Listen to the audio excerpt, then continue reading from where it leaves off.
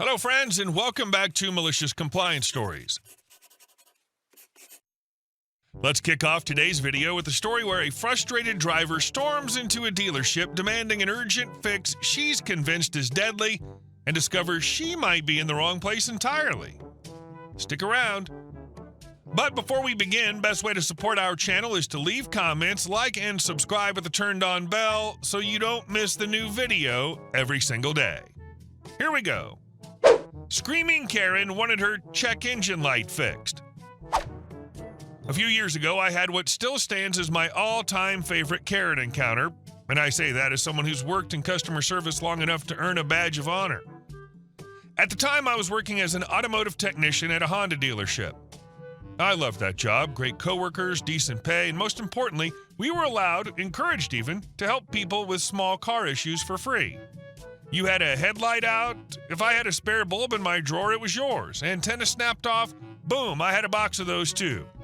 I loved saving people money and making their day just a little easier. But then there was her. It was early, just past opening time, the coffee hadn't even brewed yet.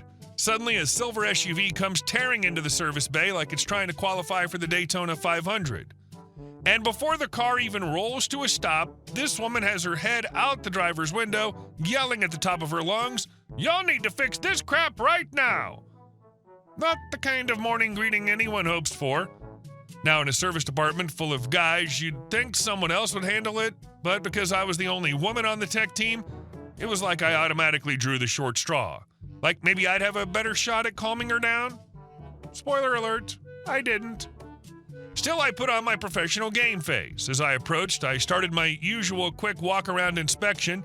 Tires, lights, body damage, anything obvious. Normally, customers wait inside their vehicle until we direct them to step out. This lady, she practically threw the door open before I reached her. She jumped out, flailing her arms and screaming in a way that had me genuinely wondering if she might start swinging. I couldn't make out half of what she said, but I caught some key phrases. Check engine light, brand new car, you're going to regret this, my lawyers are coming for you, and something about ruining her life, which, wow, that escalated fast. But I kept my calm. I gave her my warmest, most polite smile, channeling every ounce of customer service training I'd ever had.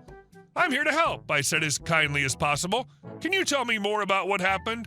She doubled down, shouting even louder, "This is a brand new car and the check engine light is on. You better call your lawyer because all of mine are coming at you. We are going to end you." Honestly, it was so over the top, I had to resist the urge to look for hidden cameras. I mean, was this some kind of prank show? Now here's the twist. If she'd walked in like a normal person and said, "Hey, I think something might be wrong with my car," I would have fixed her issue in under 2 minutes, totally free. I would have topped off her tires, offered her coffee and donuts in the waiting area, maybe even had the lot attendant run her car through the wash while she relaxed. That was the kind of service we love to give. But she came in hot. No, boiling. So instead of helping her right away, I took a second, leaned over toward her dashboard and pointed. "Ma'am, that's not your check engine light," I said as evenly as possible. "That's your tire pressure warning. It just means one of your tires is a little low on air." You'd think this would be the moment the tirade would end. You'd be wrong. She blinked. "Well, fix it!" And here's the cherry on top. I looked again at the front of her SUV and for the first time noticed the giant Hyundai emblem on the grille. "Also," I said with a smile, "this is a Honda dealership. You're driving a Hyundai. Their dealership's the next one down the road." You could practically see the gears locking up in her brain. She stood there fuming, no apology, no sheepish laugh, just pure indignation that she'd come in, accused the wrong place of ruining her life, and gotten called out for it. And me? I just stood there with the same polite smile, watching her get back in her Hyundai, throw it in reverse, and screech off toward the actual dealership that could help her. Sometimes kindness gets you free help, free coffee, and maybe even a car wash. But screaming like a banshee? That'll just get you directions to the correct parking lot. Still makes me smile to this day. I would have wasted her time. Tell her she needs to fill out the service forms, wait an hour or so, and then inform her that she's at the wrong dealership. And our second story. He didn't want us near his property, so now he doesn't have a garage anymore. We live next to a massive open lot, acres of grass with a derelict house rotting at the far end and a garage that's so caved in it looks like it's halfway into the earth. The house has been condemned for years. No one lives there. No renovations, no upkeep, no keep out signs. The owner, a guy named Dennis, who only shows up every few months to ride a tractor around and mow the grass like that somehow makes up for the junkyard horror show sitting in the middle of it. Most people think it's public property. Kids cut through it to get to the river. Dog walkers pass through all the time. I've seen people picnicking out there like it's a city park, and nobody's ever had a problem with it, including Dennis. That is, until recently. My partner, our toddler, and I were outside playing fetch with our dog on a rare, cool breeze day. We were just a few feet off our driveway, technically on Dennis's side of the invisible property line, but still very much out of the way. Suddenly, a beat-up old truck pulls over, and here comes Dennis, slamming the door like a man arriving to personally evict a nuisance. He storms up and starts screaming. I'm talking full-volume accusations that we've been throwing beer cans and cigarette butts in the field. We don't even smoke.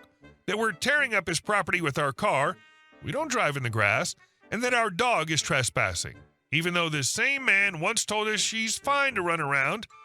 He capped it off by threatening retaliation if he found any dog crap in his field, yelling, finger-pointing in front of my toddler. My partner quietly took the kid and dog inside while I tried to defuse the situation, but Dennis peeled off before we could even talk, just rage-dumped and disappeared. So we did the responsible thing, called the police to document the threat. We figured it was better to be on record in case retaliation turned into something real. Then we got serious about installing cameras and looking into fencing options. But here's the thing. I used to not care about the collapsing garage or the fact that it looks like a set from The Last of Us. It was ugly, yeah, but not my business. That changed the moment Dennis came roaring in, cursing us out like he'd caught us setting his grass on fire. So I called code enforcement. And let me tell you, I gave them the full report. The garage, collapsing, unsafe. Wild animals using it as a hotel. The field, a playground for local kids. Someone's going to get hurt if that structure finally gives up and crumbles. The neighbors, not happy. All true, by the way. I just never gave a damn until Dennis opened his big mouth. Here's the beautiful part. There's a new code officer now, one who's actually enforcing the law. Dennis was given 30 days to either tear down the garage or repair it to code. That garage was so far gone you'd need divine intervention to fix it. Otherwise, he'd be fined, and if he kept ignoring it, the city could seize the entire property. So while Dennis is busy screaming at families and threatening dogs, the city starts breathing down his neck. And suddenly, the ghost garage gone. It took a few months, court delays, but eventually Dennis brought in a crew. And holy hell, when they opened the door, the back half of the garage had collapsed completely. A miracle no one was injured during cleanup. Probably waited until the last possible day before court to dodge the fine.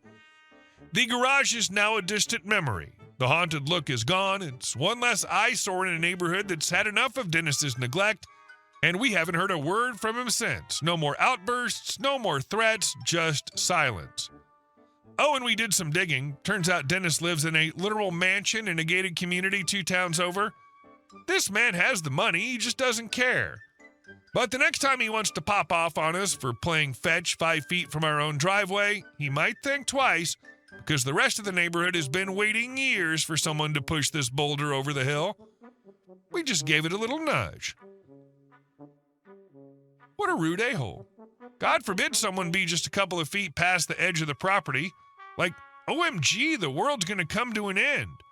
Plus, he had the nerve to threaten you and your family while your kid was outside playing? What kind of craphead does that? And our last story. Found out my neighbors built their pool on our property.